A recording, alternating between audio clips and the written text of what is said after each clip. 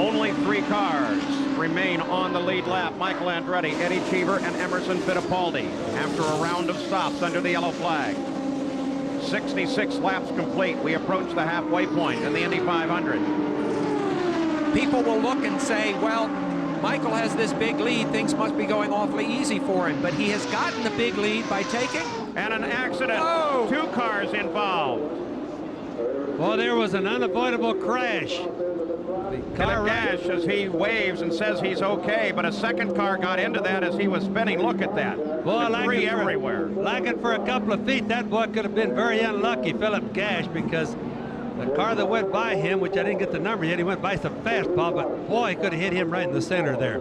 Now, there's an interesting part of that rule that says the pits are closed. Somebody's hit him. He's got to have some damage. The chief steward, Tom Binford, said, now, if you really have a shredded tire or something and you have to come in, then you can do it without penalty. But I wonder how they're going to call this one. The car that hit him is going to have a lot of damage, I promise you, because he got hit pretty hard, Paul. So the rescue crews are already there. We are under yellow once again. And the pits, of course, are closed, and no one yet has headed into the pits. Here's Gache, an inexperienced rookie. He knew the race was going to be tough. He can't have guessed it would be this tough. That's not Gache getting out. No, that's Fox. So down the track, Fox. that must be the other car. Yes, there's the answer. I'm glad to see Stan is okay. He's a marvelous midget sprint car driver. You see the damage to the front right. And he's laughing about it. Look at him. The right front of his car where it caught Gache is badly damaged. Now watch this. Watch this, Bobby. There's the spin. Phillipe catches the wall. Oh. And Stan had nowhere to go. Wow. And Stan was almost into a spin himself trying to miss him. There was nothing he could do, but I can't imagine how lucky that Stan Fox and Gache are that he didn't plug him right in the middle. Yeah. Watch this now. Oh. Watch this. Doesn't show it as good there, but he was in a drift trying to go to the left to miss him. Very close. You know, that's a very unusual situation. You seldom see that kind of accident where one car is spinning and another car catches him anymore at Indy. Again, though, you see the components of the car tearing off and absorbing energy. Plus, look at that tire and the parts going across. Often a driver behind doesn't know which one to try to miss. The rule at Indy used to be that you point at the car and then you'll miss it. Is that true anymore, Bobby?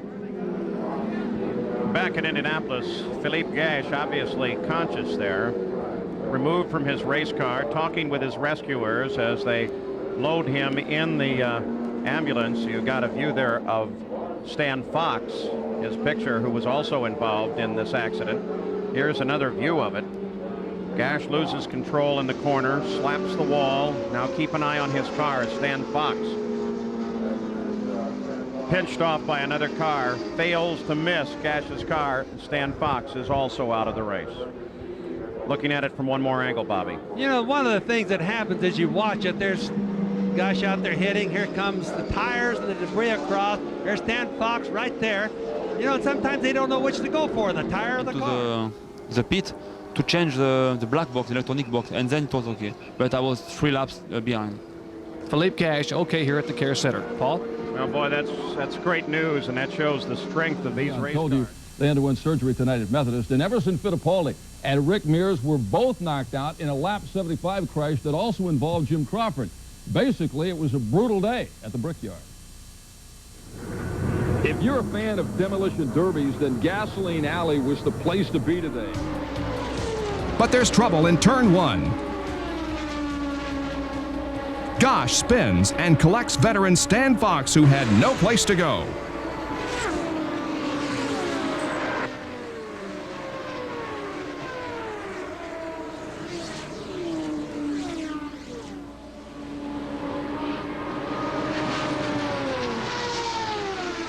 Fox slowly coasts to a stop in turn 1 and tosses out the steering wheel in disgust.